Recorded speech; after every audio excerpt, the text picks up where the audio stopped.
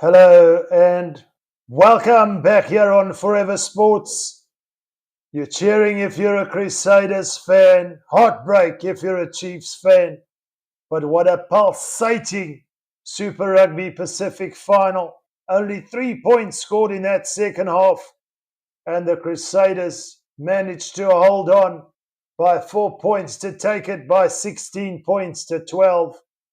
The tension, the excitement in the build-up, should I say, as well, for the Chiefs, knowing that it's their third consecutive final, but they got a statistic that they would rather want to forget.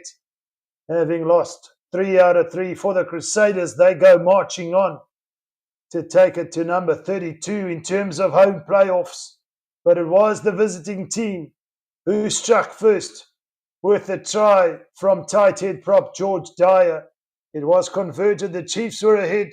The Crusaders were down a man after the yellow card from Captain David Havili with a head clash in his defensive effort on Imani Narawa. But the Crusaders did respond, and they did so in fantastic fashion down the right-hand blind side. Cody Taylor broke away from the driving maul and sent himself over the try line. And then for 5 points, it was converted by Rehana. And then you feel, as the game wore on, the Crusaders, after initially struggling at scrum time, copping 2 penalties in succession from referee Angus Gardner, found their rhythm, and they put all sorts of pressure on the Chiefs scrum. And then it was just the ill discipline. You feel that the Chiefs suffered somewhat, and they have themselves to blame because they were giving away penalties in kickable positions. It was, however, the boot of Rehana that put the Crusaders ahead with the penalty goal. And then, of course, the ill discipline just seemed to continue from the Chiefs. It was then 13 points to 7 to take them clear by 6. But just before half time, Sean Stevenson went over, I beg your pardon, to score in the right-hand corner. Unfortunately not converted to take the Chiefs ahead, but it put them within 1. And then in that second half, it was edgy. It was tense.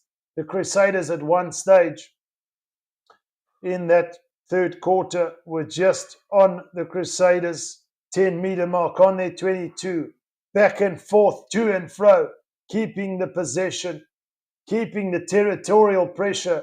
And how good was Will Jordan when it mattered most, taking the ball out of the air. No flashy stuff, really. We said the forwards did all the hard work. We saw tries from George Dyer, Cody Taylor, and then, of course, Sean Stevenson did get one. But the forwards, Fletcher Newell, putting in an 80-minute shift for the Crusaders.